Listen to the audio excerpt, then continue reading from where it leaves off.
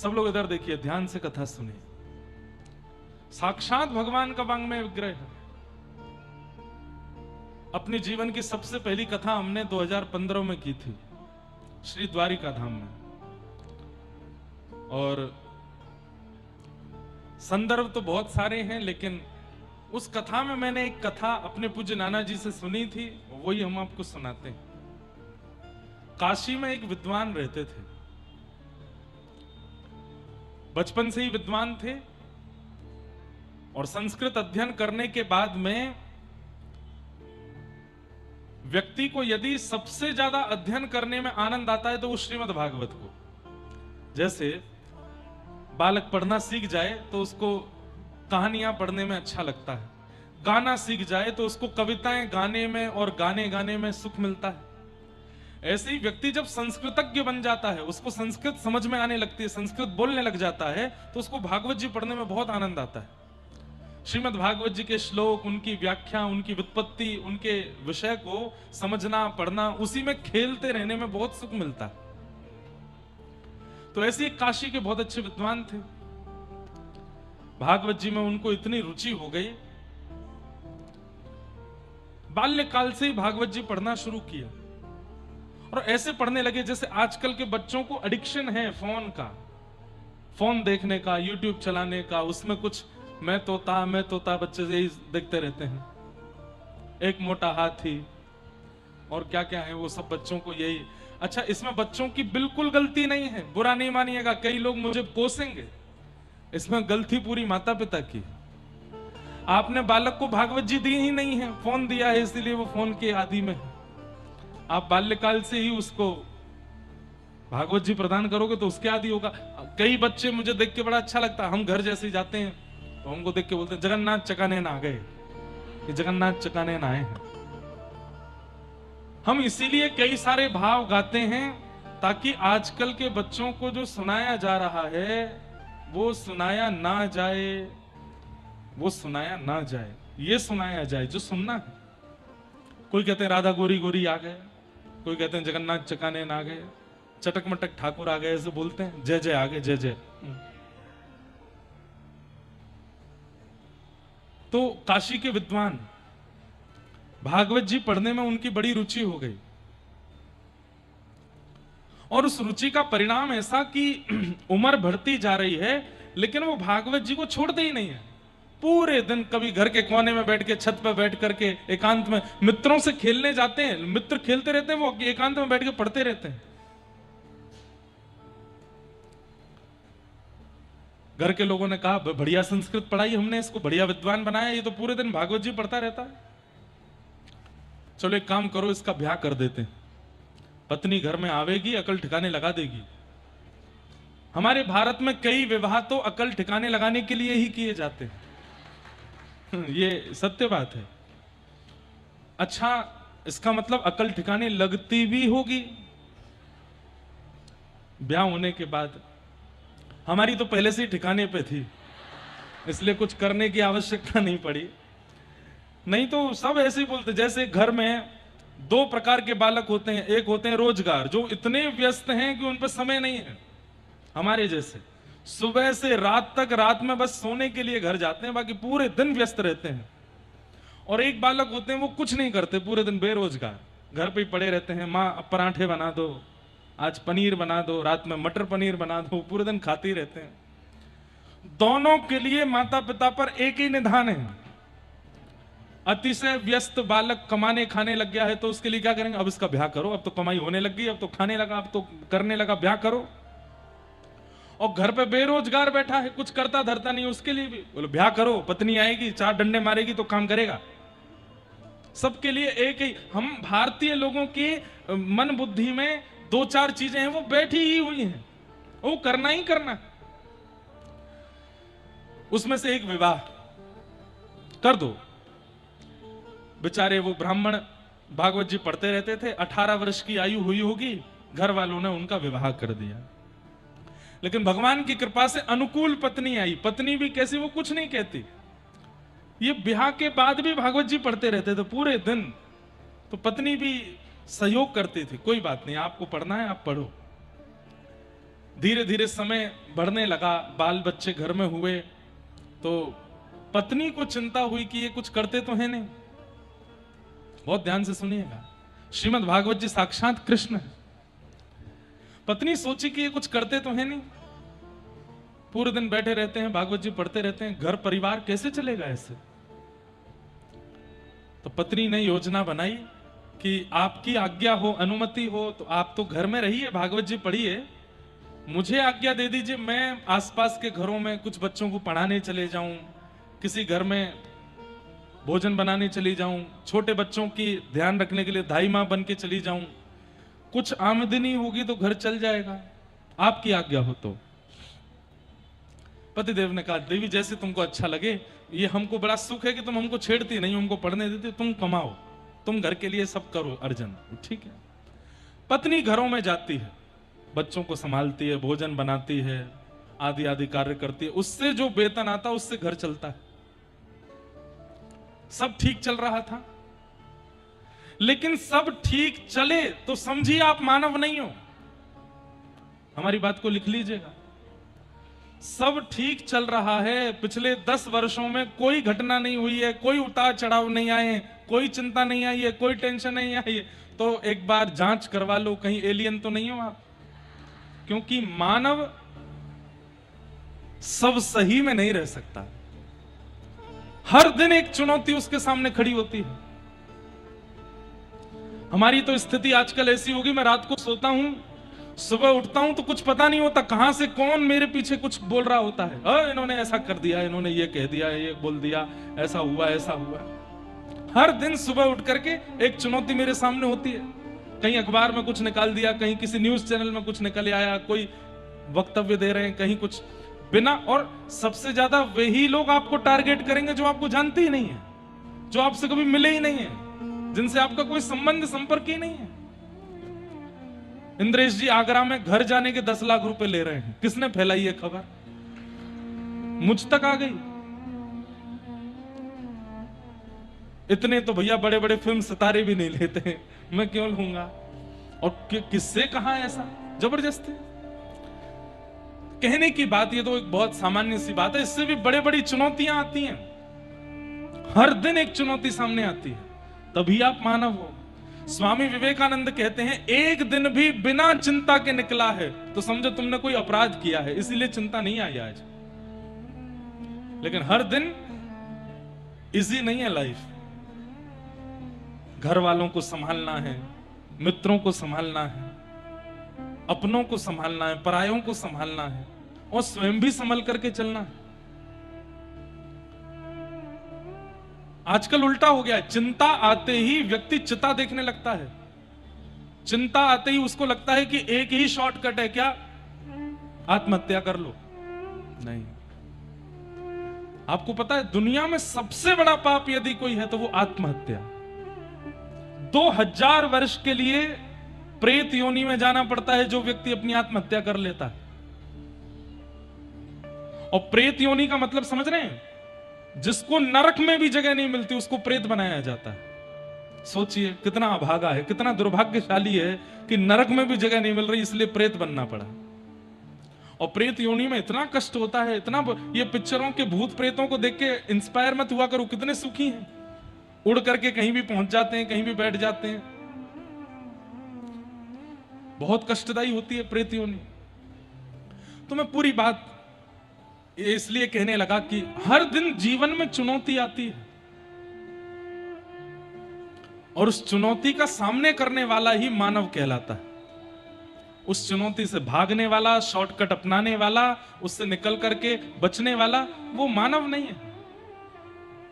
और मानव होगा लेकिन ठाकुर जी के लिए प्रिय नहीं होता। वो ठाकुर जी को वही प्रिय लेता है जो धनुष उठावे, बाण लगावे, और जहां भगवान लेकर के चले, युद्ध करके महाभारत युद्ध को जीत जाए। अर्जुन भी जब धनुष बाण छोड़ देता है तो भगवान कायर कहते हैं उसको। इसलिए घबराइए मत, जीवन में हर परिस्थिति का सामना कीजिए, हंस के करिए। चिंता होती है, होने दीजिए, लेकिन बुद्धि को बिल्कुल सम रख करके निकलिए उस स्थान से, उस विषय से, उस परिस्थिति से। याद रखना, अगर आप गलत नहीं हो, आपका मन, आपकी बुद्धि, आपके विचार गलत नहीं है, दुनिया आपको गलत बोल रही है, बिल्कुल चिंता मत करो। एक दिन आएगा, दुनिया को पता चलेगा कि आप गलत नहीं थे, आप सही थे, और वो सत्य स्वयं भगवान बताएंगे। आप चिंता मत करो। तो ब्राह्मण कुछ करते तो थे नहीं, पत्नी घरों में जाती थी, सब बढ़िया चल रहा था, लेकिन सब बढ़िया चलता नहीं है। एक दिन कुछ संतों का आगमन हुआ, और वे संत जब घर में आए तो आकर के बोले, हमने सुना है काशी के अच्छे विद्वान ब्राह्मण का घर है, हम 5-7 मूर्ति हैं, कुछ प्रसाद मिलेगा। पहले संत ऐसे ही आते थे, आजकल बुलाने वाले संत आते हैं, पहले बिन बुलाए संत आते थे। संत आ गए, अब वो जो ब्राह्मणी थी उसने कहा, अरे अरे पधारिए भगवान, पहली बार विवाह के इतने वर्ष बाद हमारे घर में संत आए हैं, आप पधारिए ना, विराजिए। वो ब्राह्मण निकल करके बाहर आए, संतों को प्रणाम किया और संतों को बैठा करके उनके पास ही बैठ के भागवत जी का पाठ उनको सुनाने लगे। वो तो एक ही काम करते थे। अब वो पत्नी बेचारी रसोई में गई, रसोई में जाकर के सामग्रियां ढूंढी तो ना दाल थी, ना आटा था, ना कोई भी सामग्री ऐसी थी जो संतों को पवाई जा सके, बस मुट्ठी भर चने थे। अब वो रसोई घर से इशारा कर रही है, कुछ भी नहीं है, मतलब बताने का प्रयास कर रही है, लेकिन वो ब्राह्मण तो ना कभी बाजार जाते ना कुछ सामान लाते, वो तो पूरे दिन भागवत जी पढ़ते रहते। जब बहुत देर तक कोई सामग्री नहीं आई तो वे ब्राह्मण सोचे कि हम शायद गलत समय पर आ गए हैं, शायद इनके घर में व्यवस्था नहीं है। ब्राह्मणी ने जल ला करके दे दिया, कभी जल ले जाती है, फिर दोबारा जल ले आती है। अब ये गतिविधियों से पता लगने लगा कि हम ये गलत जगह पर आ गए हैं, यहाँ तो व्यवस्था नहीं है। तो ब्राह्मण देवता सब खड़े हो गए, बोले, अरे लाली कोई बात नहीं, हम फिर दोबारा आएंगे, हम 10-5 दिन बाद फिर आ जाएंगे, अभी हम चलते हैं, हाँ फिर कहीं और जाके प्रसाद पा लेते हैं। ब्राह्मणी रोक भी नहीं पाई, रोके भी किस भाव से कि यहां रुके तो मैं कुछ खवाऊं, खवाने को ही नहीं है तो क्यों रोकूं। ब्राह्मण चले गए। वे सब संत भूखे जब घर से बाहर निकल रहे थे, उस समय ब्राह्मणी को ऐसा लग रहा था मानो कोई 100 के 100 बिच्छू उसको डस रहे हों कि मैं कितनी अभागी हूं, मेरा घर कैसा है कि यहां ब्राह्मणों को, संतों को पवाने के लिए प्रसाद नहीं। जब सब संत चले गए तब लौट करके आती है तो देखती है पति बैठ के अभी भागवत जी पढ़ रहे हैं। आज उसको क्रोध आया, बोलो कुछ करते नहीं हो, धरते नहीं हो, पूरे दिन बैठे रहते हो, पूरे दिन भागवत जी के पन्नों को पलटते रहते हो, इसी के श्लोकों को पढ़ते रहते हो। अरे क्या है इस ग्रंथ में, क्या है इस पोथी में, पूरे दिन इसी के पीछे पड़े रहते हो। तुम कहते हो ये कृष्ण है, तुम कहते हो ये साक्षात भगवान है। अरे भगवान कभी संतों को भूखा जाने देते हैं घर से। थोड़ा विवाद हो गया। ब्राह्मण बोले, देवी मुझसे कुछ भी कह लो, मेरी भागवत जी को कुछ मत कहो। बोले, भागवत जी को कुछ ना कहूं, केवल कोरे कागज हैं, ये केवल एक किताब है, पूरे दिन इसको हृदय से लगाए रखते हो। क्या दे दिया इन्होंने हमें आज तक। बच्चे भूखे सोते हैं हमारे, मैं दूसरे घरों में जाकर के काम करती हूं, उससे घर चलता है हमारा। यदि ये भगवान है तो घर नहीं चला सकते हमारा।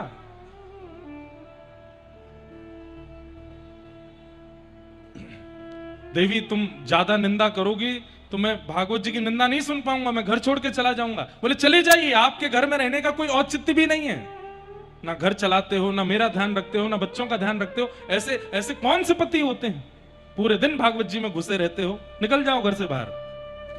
क्रोध में बोल दिया। ब्राह्मण भागवत जी के ग्रंथ को हृदय से लगा करके रोते हुए घर से चले गए और गंगा जी के तट पर जाकर के, अहो बकीयं स्तन कालकूटम जिघांक्षया पाययदप्य साध्वी लेभे गतिं धातृचितां ततोऽन्यं कंबा दयालुं शरणं व्रजेम। ब्राह्मण देवता कहने लगे, हे भगवान,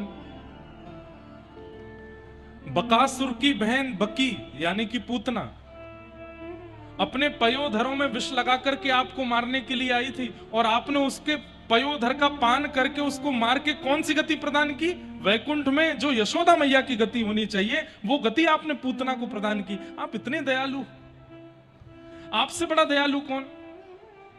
अरे हमें कोई अपशब्द कहने वाला आ जाए, हम उठा करके अपने पिता की गद्दी पर बैठाएंगे ना?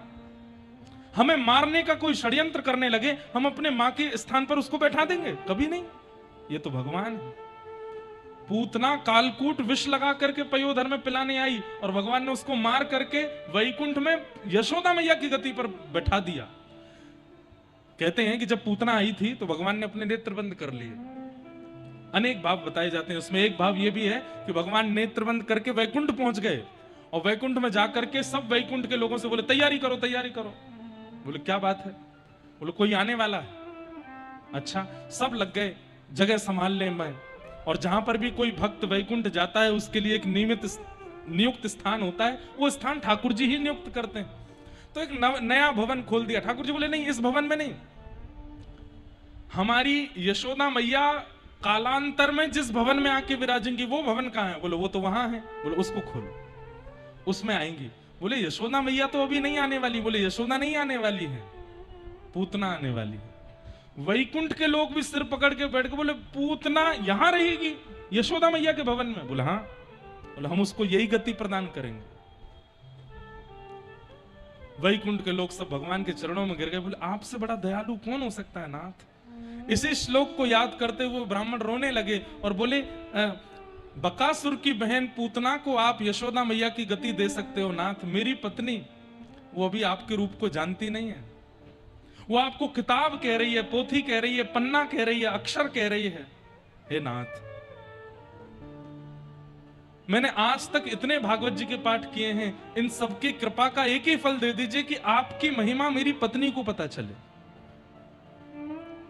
और ऐसा कहकर के जब रोने लगे तो बंधुओं, ठाकुर जी से सब सहन होता है, लेकिन अपने प्रेमी भक्त के नेत्र के आंसू सहन नहीं होते। और वो भी कब? जब उनकी याद में रोया जाए। अपनी पीड़ा से रो रहा है, अपने विषाद से रो रहा है, अपनी दिक्कतों से रो रहा है, तब कोई बड़ी बात नहीं। लेकिन कोई उनको याद करके रो रहा, इसलिए रो रहा है कि मैं वृंदावन क्यों नहीं जा पा रहा, इसलिए रो रहा है कि मैं कथा में क्यों नहीं पहुंच पा रहा, इसलिए रो रहा है कि मैं अपने ठाकुर की सेवा क्यों नहीं कर पा रहा।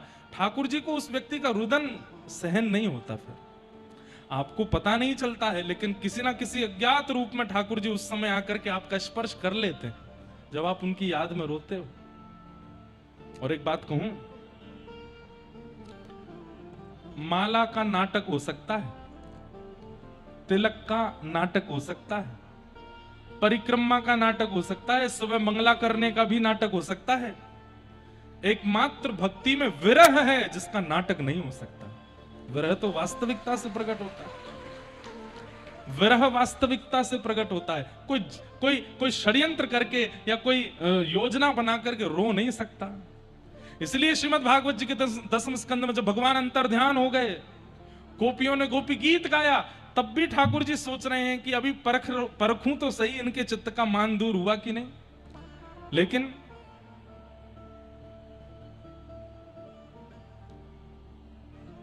रुरुदुः स्वस्वरम राजन कृष्ण दर्शन लालसा। जब गोपी गीत गाने के बाद गोपियां रोने लगी, रुरुदुः स्वस्वरम राजन कृष्ण दर्शन लालसा। अच्छा एक बात आप बोलेंगे महाराज जी, आडंबर करके रोने वाला व्यक्ति और वास्तविकता में रोने वाले व्यक्ति का पता कैसे चले? बताएं। आडंबर में रोने वाला व्यक्ति का मुंह विचित्र हो जाएगा, बोली विचित्र हो जाएगी, गायन विचित्र हो जाएगा। या संसार के लिए रोने वाला व्यक्ति, उसका मुख विचित्र हो जाएगा, बोली विचित्र हो जाएगी, गायन विचित्र हो जाएगा। लेकिन कृष्ण विरह में रोने वाले व्यक्ति का सबसे पहला लक्षण, उसके नेत्र बंद हो जाएंगे। दूसरा लक्षण, चेहरे की आकृति नहीं बिगड़ेगी। और तीसरा लक्षण, यदि वो बोलेगा और गाएगा तो सामान्य से ज्यादा सुंदर लगेगा। ये कृष्ण विरह में रोने वाले का स्वरूप स्वयं शुकाचार्य जी कह रहे हैं, रुरुदुः स्वस्वरम राजन। स्वर में कौन रोता है भाई? सब बेसुरा रोते हैं, सब कंसुरा रोते हैं, लेकिन कृष्ण विरह में जब कोई रोता है तो स्वर में रोता है। वो बोलता है, गाता है तो स्वर ही प्रकट होता है। जब वे ब्राह्मण हृदय से भागवत जी लगा करके रुदन करने लगे, प्रबल प्रेम के पाले पढ़कर हरि को नियम बदलते देखा, अपना मान टले टल जाए पर भक्त का मान न टलते देखा। देख नहीं पाए ठाकुर जी। और काशी में सब लोग इधर देखो, एक छोटे से बटुक ब्राह्मण बनकर के ठाकुर जी प्रकट हो गए। सिर पर बढ़िया स्वाफा बांधा है, ऊंची धोती पहनी है, कमर में कौंधनी पहनी है, कौंधनी में छोटी छोटी घंटियां लगी हैं, और ये मदमस्त चाल, सांवरा सलोना स्वरूप है, और एक डलिया अपने सिर पर लेकर के छोटे से ठाकुर जी चल करके उस ब्राह्मण के घर पहुंचे और द्वार पर जाकर के गेट खटखटाने लगे। ब्राह्मणी ने आकर के द्वार खोला तो छोटा सा बालक, वो बड़ा मधुर मधुर मधुर नयन, मधुर मुस्कान, मधुर उसके चाल ढाल स्वरूप, घुंघराले केश और सिर पर एक डलिया लिए खड़ा है।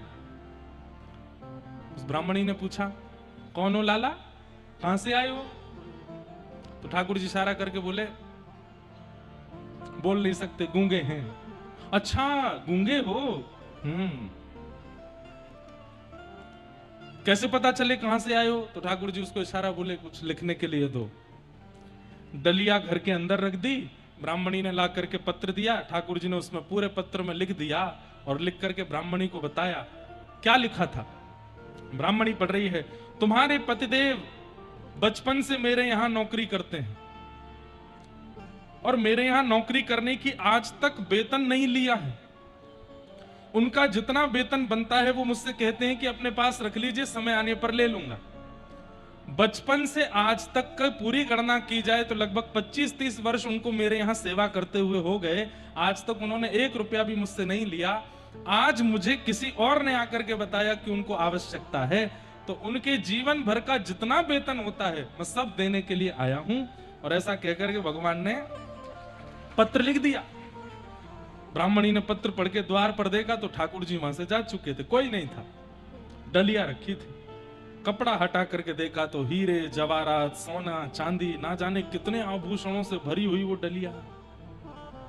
ब्राह्मणी रुदन करने लगी। अच्छा अब समझ में आया, ये हमारे पतिदेव पाठ करते थे, ये किसी बालक, ये बालक आया था, इसके पिताजी ने इनको रखा होगा कि भाई तुम 24 घंटा पाठ करते रहो, हम तुमको, उनके निमित्त ये पाठ करते थे और मुझे नहीं बताया आज तक। कोई बात नहीं, थोड़ा रूठ के चले गए, मना लूंगी। अपने बालक को बोला, जाओ पिताजी को ढूंढ करके बोलो माँ ने घर बुलाया है। बालक दौड़ करके गया तो गंगा किनारे पिताजी रो रहे थे। बोले, पिताजी पिताजी माँ ने घर बुलाया है, जल्दी आ जाना आप। हाँ शाम तक आता हूं। बालक घर पहुंच गया, पूरा घर सजाया, बिल्कुल बढ़िया अद्भुत कर दिया। शाम को जब ब्राह्मण देवता आए, अपने ही घर के बाहर आकर के बोले, ये मेरा घर है, ये तो बदल गया। बाहर मालाओं की लड़ी लगी है, सुंदर दीप जले हैं। बोले, ऐसा लग रहा है जैसे दीपावली का घर हो, इतना सुंदर। द्वार के भीतर जैसे प्रवेश किया तो पत्नी बिल्कुल साज श्रृंगार करके, बिल्कुल नवीन बन करके और आरती कर रही है। बालक सब खेल रहे हैं, आनंद कर रहे हैं, घर के अंदर बड़ी खुशियां। पतिदेव बोले, ऐसा क्या हो गया जो इतना सब कुछ? सुबह भी पूजा हुई थी हमारी, तो दोबारा से पूजा हो रही है, क्या हो गया? देवी इतनी प्रसन्न क्यों हो, क्या बात है? और ये बालक कितने नए नए वस्त्र पहन के कहां से आ गए, और ये घर में बड़ी रौनक लग रही है, क्या बात है? पत्नी बोली, आज तुम्हारी चोरी पकड़ी गई इसलिए। बोले, चोरी? कौन सी चोरी? बोले, बचपन से आज तक इतना बड़ा तुम काम करते आए थे और किसी के यहां मजदूरी करते थे, हमको बताया नहीं। ये मजदूरी का ही पाठ पूरे दिन घर में चलता रहता था। आज तुम्हारे सेठ जी आए थे, और सेठ जी नहीं, सेठ जी का बेटा आया था। बोले, कौन से सेठ जी, कौन सा बेटा, कौन सी मजदूरी, क्या बोल रही हो? तुम्हारे सेठ जी का गूंगा बेटा है कि नहीं है? बोले, मेरे कोई सेठ ही नहीं है तो गूंगा बेटा कहां से होगा? अरे वो आया था, आकर के वो सब दे करके गया। कक्ष के भीतर पूरी डलिया रखी थी, वो देखो कितना सारा सोना चांदी हीरे जवाहरात। ब्राह्मण देव बोले देवी तुम कहां से चोरी करके लाई हो बता दो। बोले कहीं से चोरी करके नहीं लाई, वो दे के गए। तुम्हें कैसे पता? तुम कह रही हो गूंगे थे तो फिर वो बोले तो नहीं होंगे। बोले हाँ उन्होंने लिख के दिया, ये देखो। और जैसे ही वो पत्र सन्मुख आया, उस पूरे पत्र को जब उन्होंने पढ़ा समझ गए, जगत मजूरी देत है क्यों राखे भगवान। जब पूरा विश्व आपकी मजदूरी देता है तो जब ठाकुर जी के लिए मजदूरी करोगे वो नहीं देंगे? समझ गए कि इन शब्दों में सेठ कोई और नहीं है, इन शब्दों में मजदूरी कुछ और नहीं है। सेठ भगवान है, मजदूरी भागवत जी का पाठ है, और आज उसी का वेतन देने के लिए आए हैं। और देखने के एक क्षण बाद वे सारे अक्षर अंतर ध्यान हो गए, और जिस वेशभूषा में ठाकुर जी उस ब्राह्मण के घर आए थे वही स्वरूप उस पन्ने पर प्रकट हो गया। ठाकुर जी ऐसे करके खड़े हैं और मधुर दर्शन दे रहे हैं। पत्नी को समझाया, कोई और नहीं थे, साक्षात गोपाल जी आए थे। और वही सब देखे। उस दिन के बाद से पत्नी ने भी नियम ले लिया, वो भी ब्राह्मण देवता के सन्मुख बैठ करके भागवत जी का पूरा पाठ सुनने लगी। और एक समय आने पर संपूर्ण परिवार एक साथ भगवान के वैकुंठ धाम में विराजमान। ऐसी भागवत जी साक्षात कृष्ण है, साक्षात कृष्ण है, भगवान का वांग्मय स्वरूप है। और इन वांग्मय स्वरूप को समझने की सामर्थ्य हम में ऐसे गुरुजनों से आती है, ऐसे गुरुजन ही हमको सिखाते हैं। इसलिए इस सौभाग्य है कि आज ऐसे आचार्य चरण पधारे। निगम कल्प तरोर गलितम फलम सुख मुखाद्रम तद्रव संयुतम पिबत भागवतम रसमालयम मुहुर्हो रसिका भुवि भावुका। श्रीमद् भागवत जी के 2 मंगलाचरण कल हम लोगों ने सुने थे। तीसरा मंगलाचरण ये, निगम कल्प तरोर गलितम फलम सुख मुखाद अमृत द्रव संयुतम। निगम कहते हैं वेद को, वेद रूपी कल्प वृक्ष का पका हुआ फल है श्रीमद् भागवत। ऋग्वेद, यजुर्वेद, सामवेद, अथर्ववेद, ये जितने भी वेद के स्वरूप हैं उन वेदों का एक वृक्ष है, और उस वृक्ष का जो फल है वो श्रीमद् भागवत है।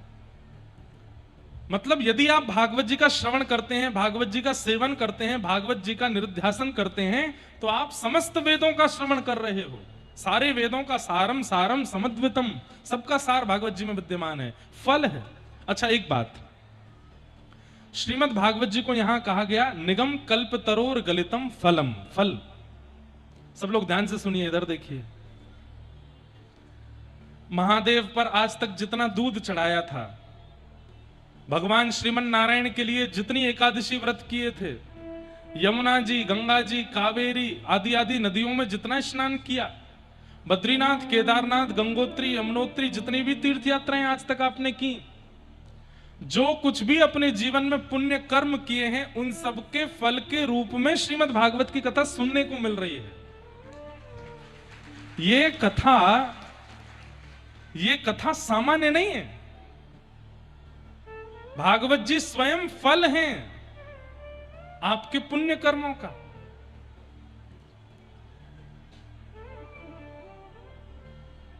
अनेक जन्मों के अर्जित पुण्यों के फल के रूप में भागवत जी मिली हैं। तो यहां फल कहकर के इस बात को सिद्ध कर दिया कि भागवत जी से फल मत मांगना। हमारा घर बन जाए, हे भागवत जी कृपा करना हमारे बच्चे की बुद्धि सुधर जाए, हे भागवत जी कृपा करना हमारा व्यापार बढ़िया चले, हे भागवत जी कृपा करना हमारी दुकान बढ़िया चले। ना, आप यहां फल नहीं मांग सकते, क्योंकि ये स्वयं फल मिल रहा है कथा सुनना। तो बोले फिर क्या मांगे? फल से 2 ही चीज मांगी जाती है, एक रस, फल से रस मिलता है, फल से रस मिलता है। और दूसरी चीज, फल से क्या मिलता है? भूख की निवृत्ति। जो हमें भूख लगी है, फल खा लो तो क्या होता है? भूख शांत हो जाती है। तो फल से दो ही चीज मिलती है, रस मिलता है और भूख की निवृत्ति मिलती है, और एक चीज और मिलती है। क्या? फल से बीज मिलता है, ताकि उस बीज को रोपित करके तुम अनंत फलों को और जन्म दे सको। समझ में आई बात? ध्यान से सुनोगे तो आएगी। श्रीमद् भागवत की कथा सबसे पहली वस्तु आपको क्या देगी? रस, क्योंकि ये फल है। इससे रस लो, लीलाओं का रस लो, सुंदर कथाओं का रस लो, भावों का रस लो। और उस रस में हमारे अरविंद जी महाराज बोल रहे थे, सब 16 डिग्री सेल्सियस एसी में बैठने वाले रसगुल्ला हैं। महाराज जी रसगुल्ला नहीं है, केवल गुल्ला है। रस तो अब इनमें डाला जा रहा है। केवल गुल्ला है। अच्छा, हमारे मथुरा वृंदावन के जो चाहे वैश्य हो, चाहे ब्राह्मण हो, चाहे क्षत्रिय हो, सब गुल्ला से ही हैं। वैसे भी गुल्ला जैसे ही हो गए हैं, और थोड़े थोड़े गुलाबी गुलाबी से और हो गए, तो गुलाबी गुल्ला गुलाब जामुन जैसे हैं। तो आप सब गुल्ला तो बन गए हो, लेकिन उस गुल्ला को रस दिलाने के लिए कथा में आ रहे हो। तो भागवत जी फल हैं, और फल से सबसे पहली वस्तु क्या मिलती है? रस। अरे जब कोई लीला प्रारंभ होती है तो नेत्र बंद हो जाता है। जब कोई कीर्तन प्रारंभ हो जाए तो भुजाएं खड़ी हो जाती हैं। वाग्गदगदात्रमते यस्य चित्तम रुदत्त भिक्षणम हसति क्वचिच्च विलज्ज उद्गायत नृत्यते च मद्भक्ति युक्तो भुवनम पुनातु। जब किसी को रस मिलता है, इधर देखो, यहां देखो, यहां देखो, यहां देखो, और कहीं मत देखना। हम 4 घंटे केवल आपको अपने आप को दिखाने आते हैं। देख लीजिए, मत देखिए इधर उधर कहीं भी, नजर नहीं लगेगी हमको, खूब देख लो। हमारी माता जी खूब सारे नारायण कवच याद करके हमको भेजती हैं। कोई नजर वाली बात नहीं, आप लोगों को इधर उधर देखना ही नहीं है, इधर देखो बस। 4 बजे से पहले पूरी दुनिया देखिए, 7:30 बजे के बाद पूरी दुनिया देखिए, 4 से 7:30 बस हमको देखिए, भागवत जी देखिए, यहां देखिए, बस और कहीं नहीं देखना। चाहे कुछ हो जाए, ये सारी आपकी परीक्षाएं होती हैं, बीच में फुब्बारे चलते हैं, कभी ये हेलीकॉप्टर उड़ जाता है, कभी कहीं से कुछ गिरने लगता है, ताकि आप लोगों का मन इधर उधर जावे। मत करो, ध्यान पूर्वक सुनो। फल से पहली वस्तु क्या मिलेगी? रस। भागवत जी रस देती। अरे जब प्रसंग आएंगे ना ठाकुर जी की मधुर लीलाओं के, डूब जाओगे उसमें। रस। भागवत जी दूसरी वस्तु क्या देती हैं? फल क्या देता है? भूख की निवृत्ति। भूख शांत होती है। तो भूख क्या है? किसी को धन कमाने की भूख है, किसी को ऐश्वर्य पाने की भूख है, किसी को बहुत नाम कमाने की भूख है, किसी को किसी और के होने की भूख है, किसी को कुछ पाने की भूख है। सारी भूख समाप्त होती है यहां पर। 7 दिन तक अनवरत कथा सुनने वाले व्यक्ति की कोई भूख नहीं रह जाती। उसको यश नहीं चाहिए, फिर उसको कीर्ति नहीं चाहिए, फिर उसको क्रेडिट्स नहीं चाहिए, फिर उसको वो एक ही स्थिति में आ जाएगा, नाथ जो मेरे लिए उचित हो मुझे दे दो, मैं कुछ कामना नहीं करूंगा। क्यों? मैं तृप्त हो गया। भागवत जी तृप्त करती, भूख को शांत करती। हां, एक भूख रह जाती है, एक भूख अधूरी रह जाती है। कृष्ण को पाने की भूख रहती है बस, और कोई भूख नहीं रहेगी। बड़े बड़े ऐश्वर्य प्राप्त करने वाले लोग कथा कराते हैं, करोड़ों का टर्नओवर करने वाले लोग कथा सुनते हैं, और कथा सुनने के बाद उनकी स्थिति देखिए, रोते हुए आते हैं, बोल महाराज जी अब कुछ नहीं चाहिए। ऐसा लगता है हमने 60 साल बर्बाद कर दिए। अरे हमने कहा इतना बड़ा एम्पायर खड़ा कर दिया आपने, बोले ये सब व्यर्थ लग रहा है। ये लग रहा है असली वस्तु तो आज मिली जो 60 साल पहले मिलनी चाहिए थी। भूख निवृत्त करता है। जितनी भी भूख है संसार की, उन सबसे निवृत्त कर देती है भागवत जी की कथा।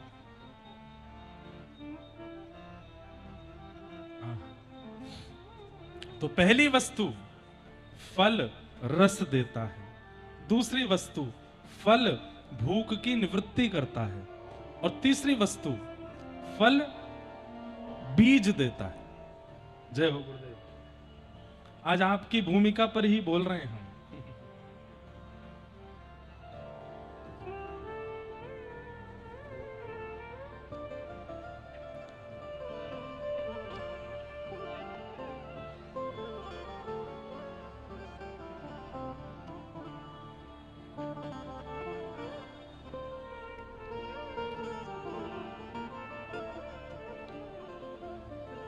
बोलो वृंदावन बिहारी लाल की।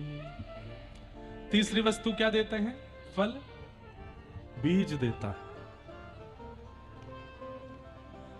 बहुत गहरी बात है। बीज मिला है आपको, अब उस बीज को उचित मिट्टी देना, बीज को उचित जल देना, बीज को उचित सूर्य प्रकाश देना और समय समय पर उस बीज के रोपण, वृक्षारोपण की स्थिति देखते रहना, ये सब काम आपका है। तो श्रीमद् भागवत जी बीज दे देंगे आपको। अब उस बीज को रोपित करने के लिए हृदय को पहले उपजाऊ बनाना पड़ेगा। जैसे ही अपने हृदय को आप उपजाऊ बना दोगे तो कथा में जो शब्द सुने हैं, जो वाक्य सुना है, जो विषय सुना है, उस बीज को हृदय में जाकर के बो दीजिए। ध्यान से सुनिएगा। हृदय उपजाऊ कैसे बनता है? जिस दिन कृष्ण विरह में नेत्र सजल हो जाए, समझ जाना हृदय उपजाऊ हो गया है। और कृष्ण विरह में नेत्र सजल इतनी आसानी से नहीं होंगे। खूब रसिकों की कथा सुननी पड़ेगी, खूब घिसना पड़ेगा अपने आप को रसिकों के चरणों में, तब जाकर के वो भावना प्रकट होगी। उस समय क्या कीजिएगा? वक्ता के द्वारा दिए गए भागवत के किसी भी बीज को या अनंत बीजों को अपने हृदय में रोपित कर देना। केवल बीज बोने से काम नहीं चलेगा, फिर उसमें जल का सिंचन करो। मीराबाई कहती हैं, असुवन जल सींच सींच प्रेम बेल बेल, असुवन जल सींच सींच प्रेम बेल बोई।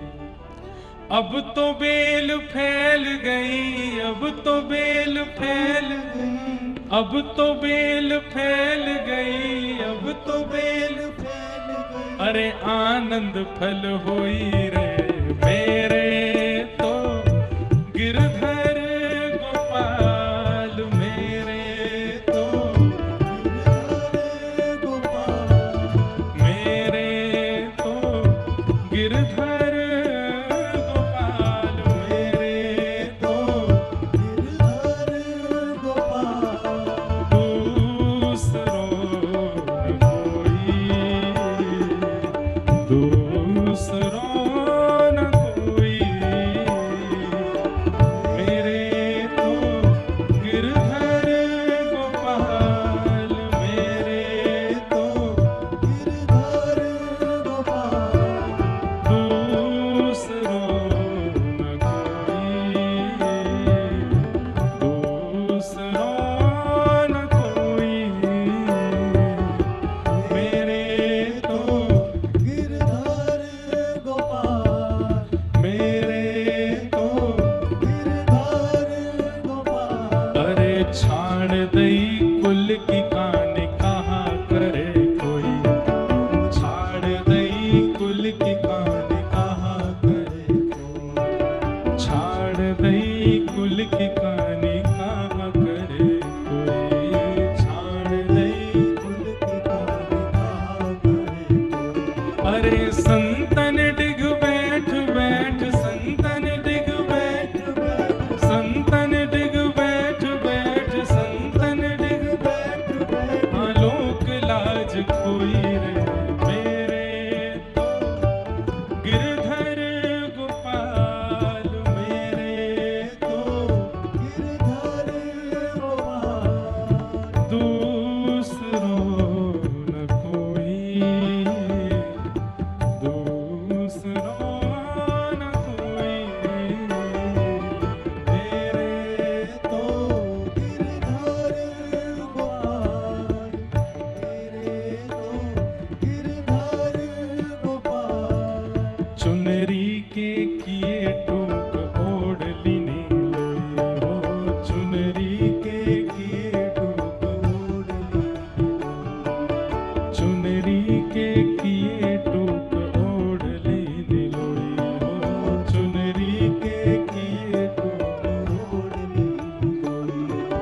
मोती मूंग उतार दिए, मोती मूंग उतार दिए, मोती मूंग उतार दिए, मोती मूंग उतार दिए। बनमाला बोई रे मेरे तो गिरधर गोपाल, मेरे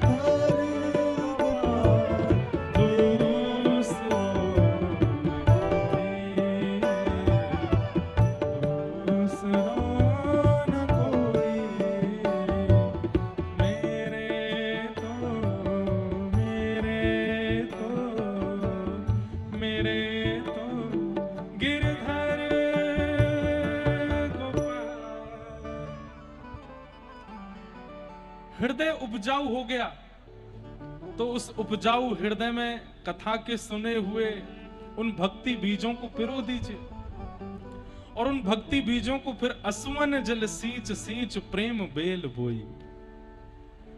जितना कृष्ण विरह में रुदन होगा, जितना भगवत विरह में रुदन होगा, उतना ज्यादा वह बीज जल्दी उपजाऊ होगा। लेकिन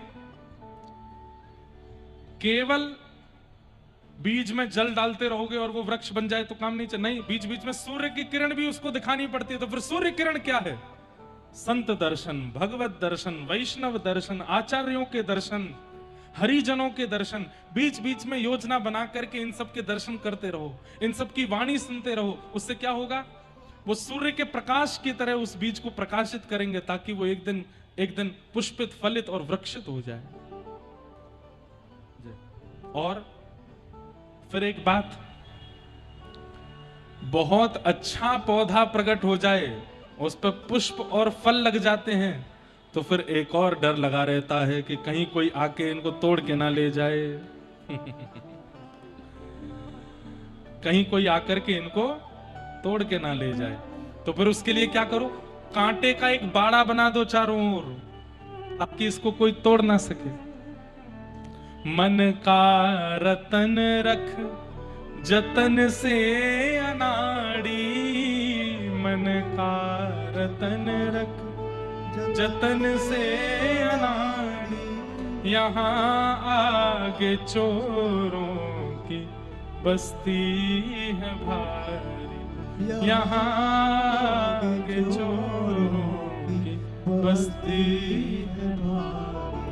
अरे आप कहोगे हमको कोई नहीं लूट पाएगा। अरे भैया सुन के जाओ, ज्ञानी लुटे, बड़े बड़े ज्ञानी लुटे हैं। गुमानी यहाँ पल में लुट जाए लाखों का डेरा, पग बढ़ा हो ना जाए दिल। ये अभिमान तो कभी मत कर लेना, ये अभिमान तो कभी मत कर लेना कि मेरे जीवन में कोई व्यसन नहीं आएगा, मुझको कोई अपनी ओर वशीकृत नहीं कर सकता, मेरा मन कभी किसी पर नहीं जा सकता। राम राम राम, इसने कितना गलत किया, मैं कभी नहीं कर सकता ना। किसी को कोई भरोसा नहीं। कई बार उन लोगों से भी वो गलती हो जाती है जिनसे कभी उम्मीद नहीं थी। ये ऐसा कर सकते हैं। इस संसार रूपी पिक्चर के स्क्रिप्ट राइटर हमारे वृंदावन के टेढ़ी टांग वाले हैं, और उन्होंने ऐसी स्क्रिप्ट लिखी है वो किसी को पता ही नहीं चल सकता कि कब कहां क्या हो जाए। बड़े बड़े योगी, बड़े बड़े व्यक्ति, बड़े बड़े साधु हिमालय पर हजारों वर्ष तपस्या करने के बाद भी फिसलते देखे हैं यहां पर, और अति नीच, अति अधम स्थिति में पड़े हुए भक्तों को भी जगन्नाथ जी के हृदय से लगा हुआ देखा है। सदन कसाई क्या करता है? रोज मांस काट करके और लोगों में बांटता है, बेचता है, और मांस विक्रय करता है। ये तो उसका अधम पाप है ही। उससे भी बड़ा अधम पाप क्या है? उससे भी बड़ा अधम पाप क्या है?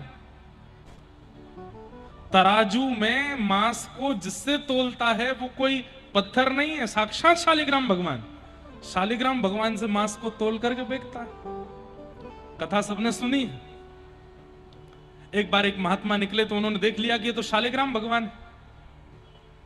सदन कसाई से बोला, अरे ये जो तुमने जो रख रखे हैं कोई पत्थर नहीं है, कोई वाट नहीं है जो इससे तुम तोलते हो, ये साक्षात शालिग्राम भगवान है, इनको दे दो। डर के मारे शालिग्राम भगवान दे दिए। उनको लेकर के महात्मा चले गए। महात्मा ने जाकर के बढ़िया पंचामृत अभिषेक किया, चांदी के सिंहासन पर बिठाया। रात में ठाकुर जी स्वप्न में आके रोने लगे। महात्मा बोले, क्या हो गया? बोले, मुझे वापस सदन के पास ही छोड़ के आओ, मुझे तो वहीं आनंद आ रहा है। समझ रहे हैं? बड़े बड़े योगी, बड़े बड़े जपी, बड़े बड़े तपस्वी, बड़े बड़े त्यागी, बड़े बड़े वैरागी, उनको ठाकुर जी मिल नहीं रहे हैं। और कहां वो अधम स्थिति का जो मांस विक्रय करने वाला सदन कसाई, उसके लिए जाने के लिए ठाकुर जी रो रहे हैं, मुझे उसी के पास जाना है। इसलिए ये अभिमान कभी मत कीजिएगा कि मैं बहुत नियम से रहता हूं, मैं बहुत संयम से रहता हूं, मैं बड़े शास्त्रों का अनुमूलन करता हूं, मैं जो है बड़ी गुरु आज्ञा और वैष्णव संत आज्ञा में रहता हूं, मेरे ऊपर कोई प्रभाव नहीं होगा ना। कहीं भी कुछ भी हो सकता है। एक छेद भी यदि होगा ना, तो उस छेद में पूरा मूषल प्रवेश कर सकता है। आप में एक छिद्र भी यदि दिख गया है संसार के कलयुग को, उस छिद्र से मूषल प्रवेश कर देगा भीतर। इसलिए यह अभिमान मत करना कि मुझे कुछ नहीं होगा ना, कुछ भी हो सकता है। इसलिए भागवत जी से मिलने वाली तीसरी वस्तु जो बीज है, उसको हृदय में रोपित करो। पहले तो हृदय को उपजाऊ बनाओ, पर उसमें रोपित करो। असुवन जल सींच सींच प्रेम बेल बोई, सूर्य का प्रकाश यानी वैष्णव संत हरिजन, इन सब के दर्शन करो, इन भक्तों का संग करो। तत्पश्चात एक कांटे का बाड़ा रखो। कांटे का बाड़ा क्या है? नाम जप। जितना नाम जप करोगे उतना मजबूत बाड़ा है आपका। भैया डिस्टर्ब नहीं करो, यहां से कोई कुछ बजाओ नहीं, कुछ मत करो। जितना नाम जप करोगे उतना कांटे का बाड़ा मजबूत रहेगा, कोई चोरी नहीं कर पाएगा। मीराबाई को उनकी भक्ति को नष्ट करने के लिए, उनके भाव को नष्ट करने के लिए हजारों प्रयास किए गए। मन चले लोग कितने मीराबाई के पीछे लगे रहते थे। सुंदर तो थी वे, स्वरूप की सुंदर। एक मन चला व्यक्ति उनके पीछे लग गया, तो भक्तिमती मीराबाई समझ गई। उस व्यक्ति ने कुछ प्रस्ताव भी जारी किया, तो मीराबाई ने संतों के बीच में बिस्तर लगा दिया और बोले कि तुम्हारा जो भी भाव है, ये सब संत चारों ओर बैठे हैं, इन सब के बीच में प्रकट करो। मैं तो संतों के बीच में रहती हूं, इन सब के बीच में प्रकट करो। तो उसको इतनी लज्जा हुई अपने भाव पर, मीराबाई के चरणों में प्रणाम करके चला गया। इसे कहते हैं कांटे का बाड़ा। किसी ने आकर के कितना भी प्रयास किया आपकी भक्ति को नष्ट करने का, लेकिन आपका बाड़ा इतना मजबूत था कि वो हिला नहीं पाया। हम लोगों का हृदय बहुत बढ़िया है, हम लोगों का प्रेम बहुत बढ़िया, लेकिन बाड़ा नहीं है हमारे पास। कभी भी कोई भी किसी भी प्रकार से हमारे हृदय को हिला करके जा सकता है। इसलिए बाड़ा तैयार करो। बाड़ा कैसे तैयार होगा? नाम जप से। अच्छा, आप कहोगे महाराज जी अब हृदय में जो बीज बोए थे वो पुष्पित हो गए, फलित हो गए, बाड़े चारों तरफ लगा दिया, किसी को उसकी चोरी करने नहीं दी। एक दिन क्या हुआ? एक दिन श्याम सुंदर निकले, और निकले हुए श्याम सुंदर के मन में भाव आया, आज मुंह को कोई ने पुष्प की माला नहीं पहनाई, कहीं बढ़िया कोई बगीचा हो तो वहां से पुष्प चयन करके माला तैयार करके गले में पहनूंगा। और भ्रमण करते करते ठाकुर जी ने देखा, अरे बड़ी बढ़िया सुगंधी आ रही है, ये कहां से आ रही है? ओ, ये आगरा को कोई भक्त है, वाके चित्त में एक सुंदर पुष्प प्रकट भयो है, एक वृक्ष है, वहां में बहुत सारे पुष्प लगे हैं, वाकी सुगंधी है, सोई ठाकुर जी हृदय में आ जाएंगे। अच्छा, श्री कृष्ण कैसे हैं? जिनके उपस्थित होते ही सारे बंधन खुल जाते हैं। वसुदेव जी महाराज जब मथुरा से गोकुल लेकर के आए थे, तो जैसे ही हाथ में ठाकुर जी ली, हथकड़ियां खुल गई, बेड़ियां खुल गई, सारे ताले खुल गए। तो मतलब आप कितना भी कठिन बाड़ा लगा दो कि भीतर कोई प्रवेश ना कर सके, लेकिन कृष्ण के आने के बाद कांटे भी पुष्प हो जाएंगे। तब वही ठाकुर जी आपके हृदय में प्रवेश करेंगे, आपके हृदय में लगे हुए सुंदर सुंदर पुष्पों का चयन करेंगे। एक पुष्प कान पे लगाएंगे, एक पुष्प की माला पहनाएंगे, एक पुष्प के बाजूबंद बनाएंगे, एक पुष्प को भीतर यहां हाथ पे पहनेंगे, कुछ पुष्पों को चरणों में पहनेंगे और पहन करके निकल जाएंगे। आपको थोड़ी देर का संयोग मिलेगा और उसके बाद वियोग होगा। रुदन करोगे, हे नाथ कहां चले गए, अभी तो आए थे आप। प्रतीक्षा करना, जाने दो, थोड़ी देर बाद फिर आएंगे। अब क्यों आएंगे? भूख लगी है भूख लगी है, तब कहां आएंगे? उसी वृक्ष के पास आएंगे जिसमें फल लगा था। आकर के उस वृक्ष का चयन करेंगे और फिर आकर के जब वृक्ष से फल तोड़ करके खाने लगे, आपका जीवन सफल हो गया, आपका जीवन कृतार्थ हो गया। मेरी आज्ञा से, मैं वैसे आज्ञा देता नहीं, आज घर जाके ना इतने विषय को दोबारा सुनिएगा और बार बार सुनिएगा और गहराई में जाके समझने का प्रयास कीजिएगा कि व्यासपीठ से बोला क्या था इन्होंने।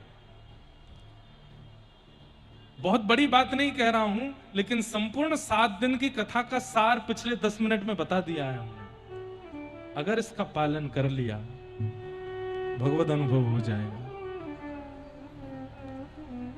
हाँ, तो भागवत जी से 3 वस्तु मिलेंगी, रस, भूख की निवृत्ति और अनंत फलों को प्रकट करने के बीज। अगर उस बीज को रोपित करके वृक्ष में फलित और पुष्पित कर दिया, उसका सेवन कोई और नहीं करेगा, स्वयं ठाकुर जी करेंगे, आएंगे। आप कहेंगे किसके लिए किया? ध्रुव जी का किया, प्रहलाद जी का किया, सहजो बाई का किया, सक्कू बाई का किया, कृष्णदास का किया, कुंभन दास का किया।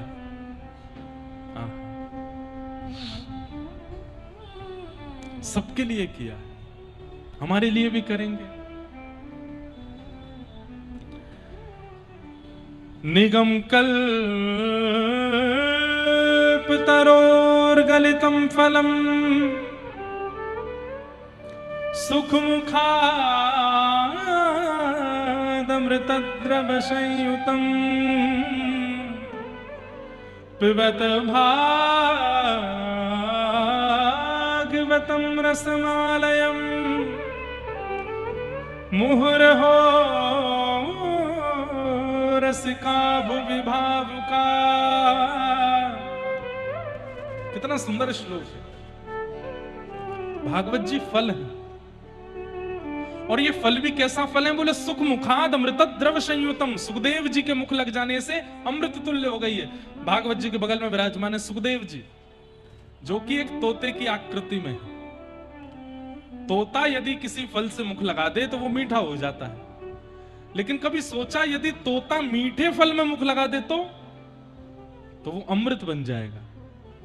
भागवत जी मीठा फल है, और श्री सुखदेव जी के मुख लग जाने से अमृत तुल्य हो गए हैं, अमृत द्रव संयुतम। लेकिन एक बहुत बड़ी बात, क्या?